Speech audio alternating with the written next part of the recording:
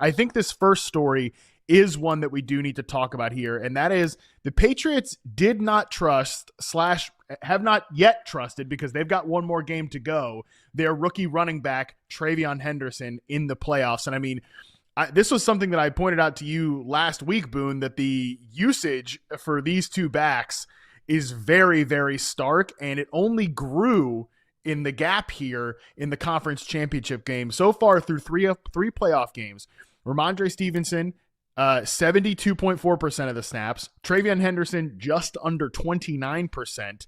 Usage is 58 touches for Stevenson, 26 for TreVeyon Henderson.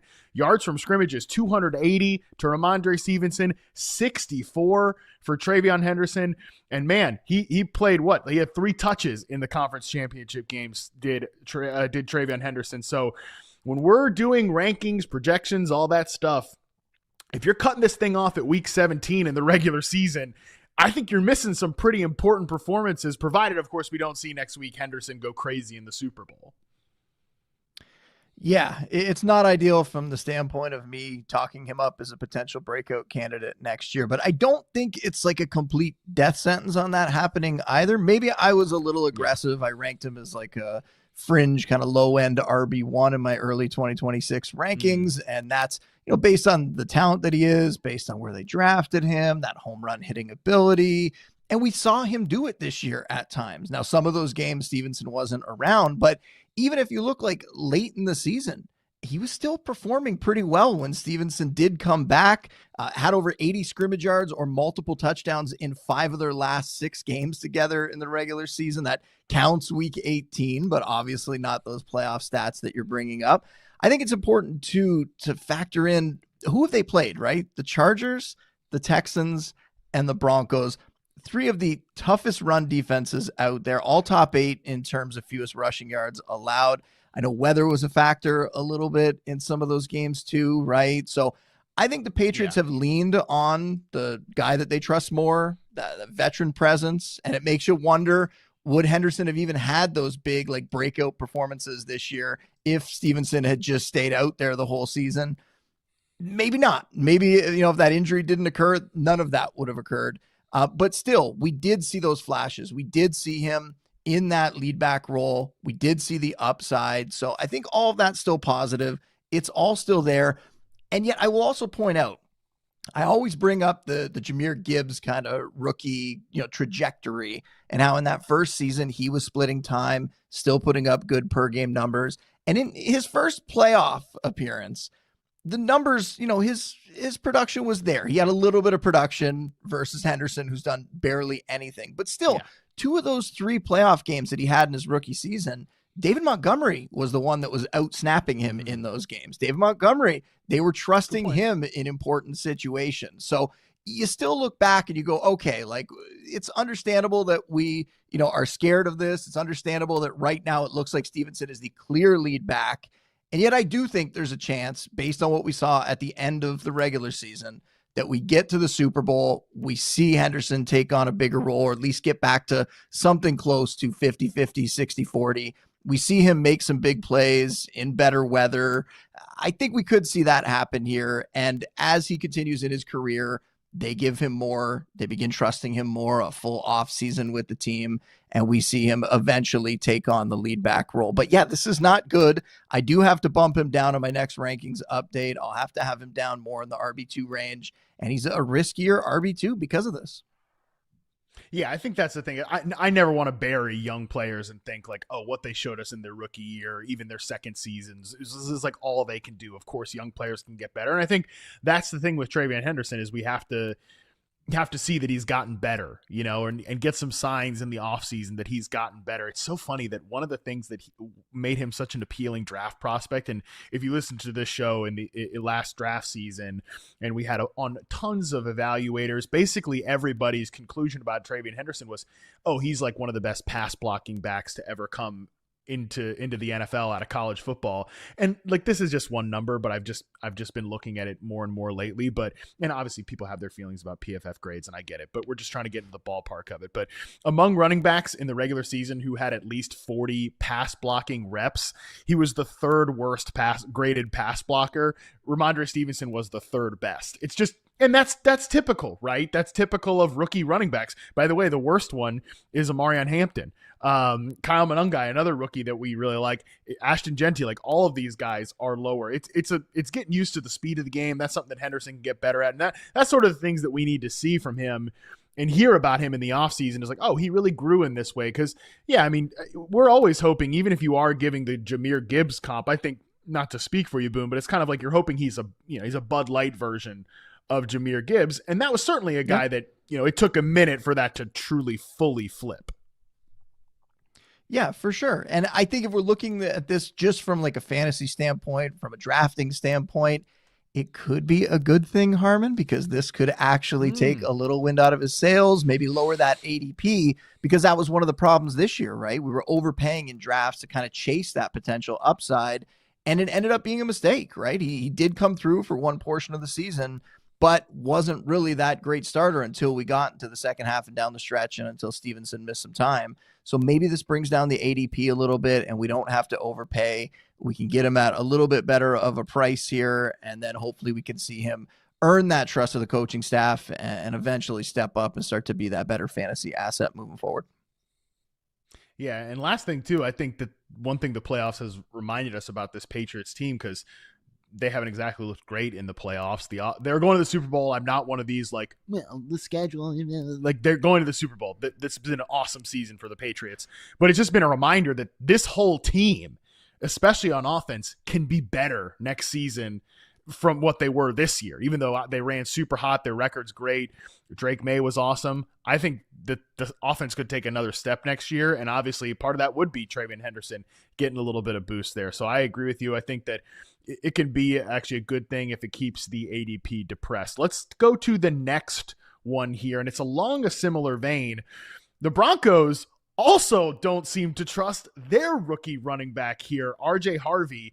And what I mean by trust him, because obviously he has been the lead back from a touch perspective in the playoffs, just like he was at the end of the regular season. It really crystallized, I think, that conference championship game. Like, this was a snowy game, an ugly game with their backup quarterback, and they never just kind of saddled up RJ Harvey with a lot of work, to grind out the game. And that kind of makes sense considering the player he's been in his rookie season. He was a top 20 back in fantasy in total points, I believe, by the end of the season, but he never cleared 80 yards as a rusher. He was under 4.0 yards per carry in all but 2 games, including the playoffs, since week 11 after J.K. Dobbins went on IR. And again, not to bring up pass blocking reps from Pro Football Focus, but in the postseason, 11 pass blocking snaps to Tyler Bidet, 7 for RJ Harvey, 4 for Adam Prentice, 2 for Jaleel McLaughlin. And the reason I think that's important to talk about, Boone, I think that what we've seen from Harvey is that he's obviously a dangerous pass catching weapon. It's a big reason why he was, the total points were where they were from a fantasy standpoint, in addition to touchdowns. But I don't think he has shown so far the ability to be that early down sustaining base running rusher. But he has been a passing down weapon, but they don't play him on pure passing downs because they don't yet trust him in pass protection. So just a little bit of an odd role for RJ Harvey to analyze going forward. And the fact that they might make some moves at running back in the offseason, I think this is something to consider when we're talking about his draft outlook for next season. Yeah, I mean, he did have 17 touches last week. The next closest back was McLaughlin. He had 5, right? So he is getting the clear work there. The production wasn't ideal in that game, but the Patriots defense is legit, right? Like, we've talked about Milton Williams and how that run defense has been completely different when he's been healthy versus when he missed time, the weather in that game, all that sort of stuff. The week before against the Bills, yes, it was a little closer. He had 11 touches, 4 for McLaughlin. But he outgained McLaughlin 66 to 21 in terms of scrimmage yards, right? So I think this is also that Sean Payton thing where Payton's always going to want to work in some more backs. I think you brought up the interesting part of this, and that's, does J.K. Dobbins end up back there next year? Do we see them go out and get someone else and continue to have this kind of committee? But I do think Harvey is the future as the lead back. It's just never going to be, I don't think, a lead back in the way that we're talking about like the top fantasy guys, where he's going to have, 25 touches a game and he's going to go out there and just dominate in terms of the backfield work. I don't think that's how they're going to operate. So, I said, I think I was wrong in my initial ranking of TreVeyon Henderson, and I had him as that like fringe low end RB1 for fantasy. I had Harvey down at RB17 for this very reason, because I do kind of expect they're going to have somebody else involved, and there's upside there for sure. He could take a leap forward and could prove us wrong, but I do think they are going to continue to operate in some form of committee, and I think that's going to hold down his fantasy stats a little bit. But I don't know that I would put too much just on that Patriots game, because that was a very, very difficult matchup for him. No, that's totally fair. And he's another guy that I guess you could go back and forth on how much more upside there is for him, because he's a late conversion to running back, but he's a little bit of an older player, a later declare guy. Some people think that's not really my jam of analysis, but some people say that is, a lesser in terms of your upside long term. I don't know about that, but it is an argument that people will make. The interesting thing about him is that, I mentioned Tyler Bidet played as the lead pass blocker in the playoffs. He's actually the best graded pass blocker at running back for 30 or more pass blocking reps in the regular season from Pro Football Focus by a lot. Again, these are just, we're getting in the ballpark with the grades. He's got an 87.4 grade. The next highest guy is like 72.5. So RJ Harvey and by the way, Tyler Bidet is an exclusive rights free agent this offseason. That's going to come up later in the show with another player. Basically means you're not a free agent. The team can just retain you and you got to deal with it. So I assume he'll be back next year. He'll probably be a pass blocker. I think the question is, is it J.K. Dobbins back, or is it another, do they draft another running back? Do they add somebody else? I think that would be the big question for RJ Harvey. But yeah, I'm not freaking out about Harvey. Just again, you got to keep this in mind when we're talking about ADP next season. Yeah, and I think I brought up this stat when we were talking about breakouts last week, but RB9 in fantasy points per game from week 11 on, that was after Dobbins went out. That's where Harvey ranked, right? Like, he has that ability. He does have that sort of ceiling.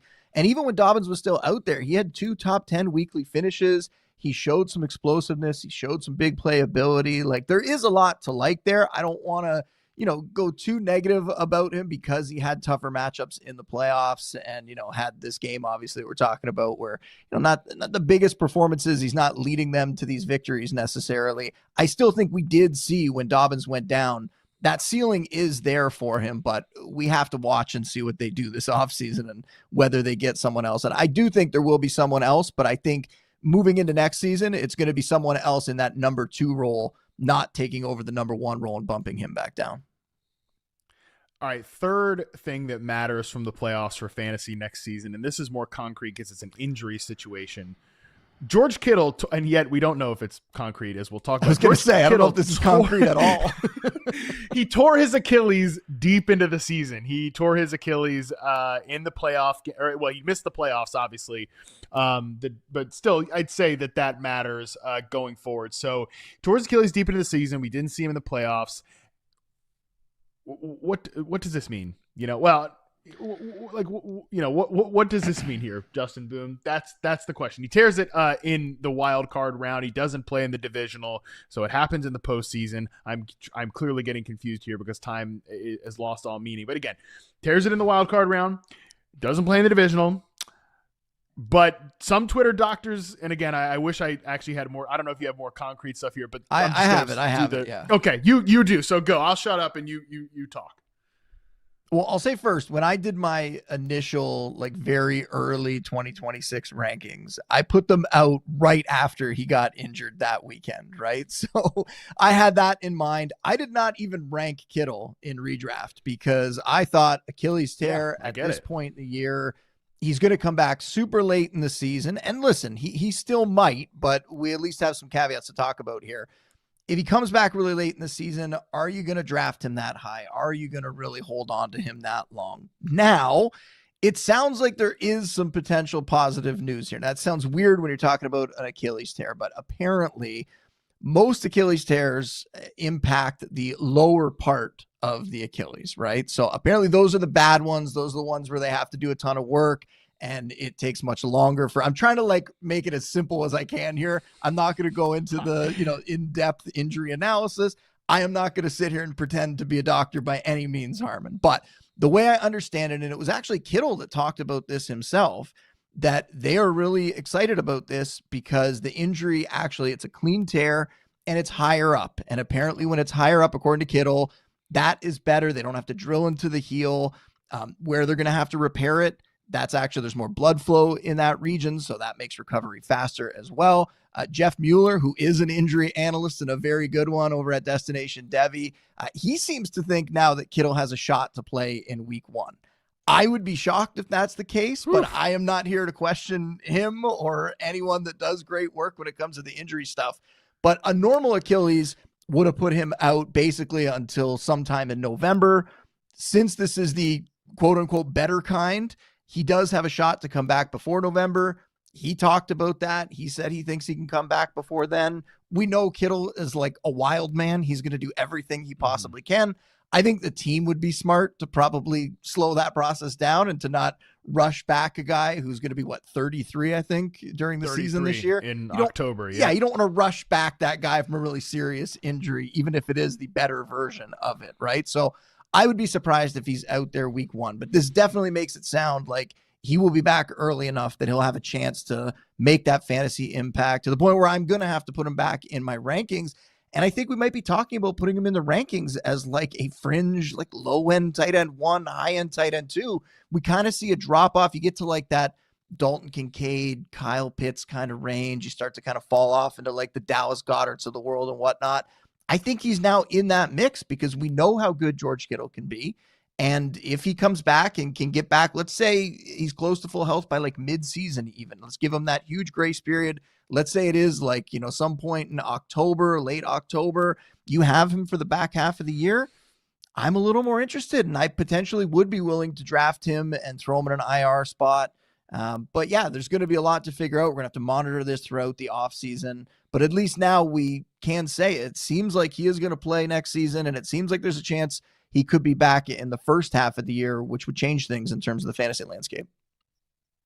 Absolutely would change things for sure. And man, the quote that Christian McCaffrey gave after the season about how this last year was the hardest year of his life keeps ringing in my head when thinking about this, because he was mostly talking about the recovery from the injury and even bleeding into the year before, coming back from or dealing with like a calf / sort of Achilles tendonitis type situation. And, McCaffrey's younger than Kittle. It plays a more physically, tight end's a pretty grueling position in and of itself, but running back, you're taking different punishment. It's the whole deal. So it's just, you're right. Like Kittle's going to have to fight like hell, even if this is the good kind of Achilles tear, which I can't wait to spend all offseason and be like, no, this is the good kind of Achilles tear. That's great.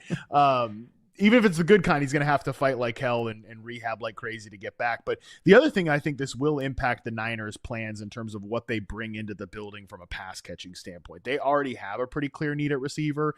And if they don't, I think they probably will not bank on Kittle being available early in the season. I think they kind of banked on Brandon Ayuk being available at some point this year, and they clearly got banged on that for very different reasons. They probably will go into the offseason thinking, hey, we need to add pass catchers no matter what. So that will be something to watch about this team as they, again, probably don't bank on Kittle being available early. Yeah, and whether it's drafting somebody or signing someone, they probably do have to, regardless of this injury, have a plan in place for when Kittle does eventually move on, whenever that is. And I will say, when the injury happened and you have the owner sending a bottle of tequila down to the locker room, that seemed to me to be like, this might be like the career's over, and we're like having a drink about that and pouring a little out for Kittle's career. But based on the way he's talking now, that doesn't seem to be the case. So that's really good news for him. It's good news from a fantasy standpoint because he just seems like football through and through. And I hope he plays as long as he possibly can. And that's just not from a selfish reason, because I will tell you, Harmon, I have him on so many dynasty teams that I don't want to give that up. I had to, when he was hurt throughout this season, I had to go to other guys like Brenton Strange and others. And That was fine. But man, I would love Kittle to stay out there and keep playing at a pretty high level, which he still is.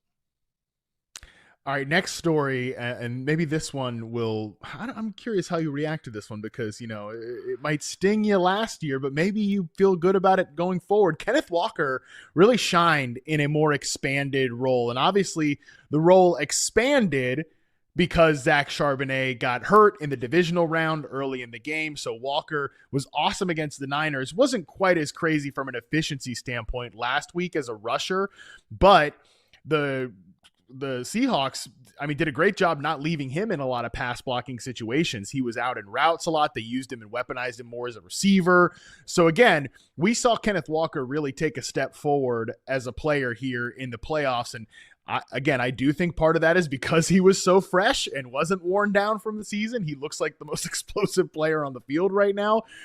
I just wonder, Boone, do we think that upcoming free agent Kenneth Walker has done so much in the playoffs that he has to be retained by the Seahawks, especially because Zach Charbonnet tore his ACL so late? Or has he potentially priced himself out of the Seahawks range and might now be like, you know what, I want to test the open market and see if there's some team that wants to pay me out there? I think if they go on to win the Super Bowl, I think it would be pretty tough to not bring him back just based on the Charbonnet injury and all that sort of stuff. So I don't know that he's priced himself out, but there's going to be some people who are going after him. And whenever now you bring up Kenneth Walker, I don't even know what to do, right? Like we've gone over my frustrations all season. I watch you physically I wanted to do, I don't have want a to fall reaction off my chair, but I wanted to do like the fake elevator move where you start talking about him and I just like lower out of the screen so I don't even have to be here for the conversation. But he looks great. And it goes back. It's the hat tip to you, man. Like you called this, you nailed this early in the year that they were just going to use Charbonnet. They were going to keep Kenneth Walker healthy. They were going to keep him rested. And that when the games mattered most down the stretch and into the playoffs, they were going to let him go. And yes, the Charbonnet injury kind of also helps that along, but it was happening before then. And he looks fantastic. And I can go back and say all the things that I said before this season, why I was excited about him then, RB12 and fantasy points per game in 2024, despite the fact that he dealt with injuries in some of those games. But right now we're seeing the results. We're seeing what this guy could be. We're seeing what I thought he was going to be during the season over his last 5 games. This is dating back to the regular season, of course. He's topped 110 scrimmage yards in 4 of those 5 touchdowns during that stretch. You just can't argue with that. Like the Seahawks, they win. Yeah. They were smart. They made the right move. Who cares about fantasy managers? It's gotten them to the Super Bowl. This worked completely. We are the fools. I was wrong to buy in thinking that he was going to be this guy, this version of himself throughout the season. It's awesome to see. And I do think that it's enough to make me buy in again next year. And we'll see where he ends up, whether it's in Seattle or somewhere else. But how could you not want a running back that has this potential upside, that has a ceiling like this, the home run hitting ability? We've seen him now do it over multiple seasons from a fantasy perspective, even though it hasn't been for full seasons because of injuries and because of the way that they've used him. He has this upside, and it's awesome to see it on display, even though it's not really helping any of the fantasy managers who I told to draft him during the regular season. Whatever, you helped them enough. They'll forgive you for this one. I think spinning it forward and again guessing as to whether he's going to be back on this team or not. The Seahawks right now have 66.9 million projected cap space, which is 4th most behind the Titans, the Raiders, and the Chargers. I mean, they've got money. Okay, if they want to bring back Kenneth Walker, they can. They're upcoming free agents. It's Kobe Bryant, it's Rashid Shaheed, it's Josh Jobe, it's Tariq Woolen, it's Boye Mafe, and then Kenneth Walker. There's a chance they could slap, just like I said with the Jets and Breece Hall, because the running back projected franchise tag is probably like $14 million. They could just slap the franchise tag on Kenneth Walker. It wouldn't be that surprising, just because that's like so affordable, $14 million when you got almost $70 million in cap space. I do think there's a chance that Walker just ends up back on this team no matter what. But if he gets free, there's going to be a lot of teams I think that will be interested in a young, fresh, explosive back. Yeah, no doubt. And we'll see what happens in the Super Bowl. But we talked about what a difficult matchup that Patriots defense is for running backs. So even though it's been so good here, that final island game, the Super Bowl, that could be the one where he actually doesn't have that big of a performance if that Patriots run defense shows up in the way that they have other weeks. So that could be a kind of a disappointing finish perhaps to the season that maybe takes just a little of the shine off of him heading into free agency. But yeah, there's going to be some people out there bidding on his services, no doubt. And it's exciting to see, even though it leaves me feeling just a little bit bitter. You need like a month or two away from Kenneth Walker discourse, like, which is unfortunate because they're one of the last teams playing in the NFL. But you clearly need a couple months away from Kenneth Walker discourse. Yeah, let's watch him go out now. And after I said that and be the Super Bowl MVP, that would be the topper. That would be the cherry, definitely, for sure. All right. If that happens, I promise you we will not discuss Kenneth Walker until like a free agent show. How about that? Okay. Last two stories here. We can be a little quicker with these because these are ones we've talked about plenty. But one, I do think the Jalen Coker breakout game has to be discussed here. And again, I'm actually not going to talk about this too much because I feel like I've talked about it to death. But he was just one of my first things that I said during that Panthers-Rams game when I still expected the Panthers to kind of get, I thought they'd lose that game, and they were making a lot of mistakes. I thought, oh man, I thought it was gonna be close, and then the way they started the game, I was like, oh, now they might get blown out. I might look like an idiot for thinking that game was gonna be close. Coker had a couple of cool catches. I remember saying, well, at least people are gonna learn today that how good Jalen Coker is, and then they really learned that. And now I'm thinking, like, man, I wonder how much we are gonna learn that. I'm not gonna say he's Gabe Davis because I think Coker's a much, much better player than Gabe Davis ever was, but he's going to have that game that people are going to remember this last. And I do think that will certainly matter when we're talking about ranking and projecting him for fantasy next year. I mean, if they stick with Bryce Young, though, how in are people going to be on this passing attack, right? Like, that's true. To invest in multiple guys in this passing attack, because we know people are going to go after McMillan. He's going to go high in fantasy drafts. I still think Coker will remain like that late round kind of player. We'll talk him up all summer. We'll probably be responsible for pushing his ADP up a round or two. Too high. But yeah, like to go out and have like career highs in the playoffs like this, 12 targets, 9 catches, 134 yards, and a touchdown. But I mentioned it, I think, when we were talking about breakouts recently. From week 11 on, he was a top 36 fantasy receiver. So it's not like this is necessarily the Gabe Davis thing where all of a sudden it came out of nowhere and he did it. He was producing top 36 numbers for fantasy down the stretch. I don't think that's crazy to think he could continue to do that next season. So he'll be someone that I'm sure we're both going to target very heavily. And let's hope he can just keep building off this. No doubt. And again, he's an exclusive rights free agent. So basically that means he's not a free agent. I was joking about this with Joe Person, who has covered the team forever. It's very clear that this Coker electric playoff game has revealed that a lot of people don't understand the exclusive rights free agent rules, which is one of the most like you're banged if you're an exclusive rights free agent. So he'll be back with the Panthers. I've seen some of the early mock drafts, like sending a receiver to the Panthers in the first round. I'm like, please no, we don't even know if we can get these two guys to football. Let's not, they can't go wide receiver in the first round 3 years in a row. I think that would be pretty crazy because Xavier Legette is still a person who's on the team. All right. Last one here. Colston Loveland, I think in the playoffs again reaffirmed that he is the best pass catcher on the Chicago Bears roster. Here's how the targets per route and yards per route went for the Bears pass catchers in the playoffs. Number 1 was Colston Loveland, targeted on 33% of his routes in the playoffs. Luther Burden was 22%, DJ Moore 19%, Roma Dunze right around like 15-16%. Yards per route run, Colston Loveland, again, the clear leader, 2.56 yards per route. DJ Moore, 1.4. Rome, 1.2. Luther Burden, just under 1.1. So I think when we are projecting next year, and there will be debates like who's going to be better next year, Odunze or Burden, I think the answer is Colston Loveland. Yeah, no, I think that's a great call, and he's going to be one of the most obvious breakout candidates if we want to call him one. I mean, normally when a guy doesn't do it for, more than half a season, I'll still look at him like a potential breakout. And I think it's a breakout because he is going to vault himself into like a whole new conversation. We always want to chase these tight ends who could potentially get like that elite volume. He showed it, right? Over his last 4 outings from the end of the regular season into the playoffs, at least 10 targets in all 4 of those games. And the stat lines were just massive. 6 for 94 and a touchdown, 10 for 91 and a touchdown, 8 for 137. And then the last game, just 4 for 56. But again, targeted at such a high level. I will tell you, Harmon, I have moved him up in my redraft rankings. I have him as the tight end 3 overall behind McBride and Bowers. I think I talked about potentially doing that last week.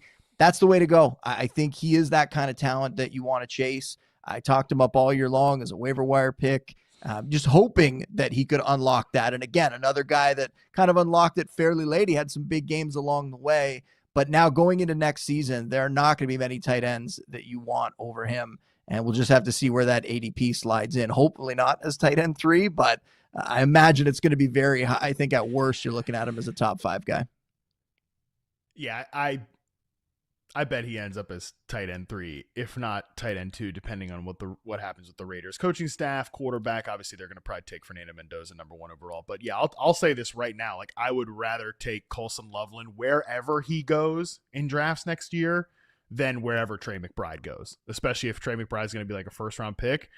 I'll pass on McBride there and take Colston Loveland, who I think could straight up like outscore Trey McBride next season. Again, I don't know who's playing quarterback for the Cardinals. I don't know who's coaching the Cardinals. Neither do they, by the way, because they haven't hired a head coach yet.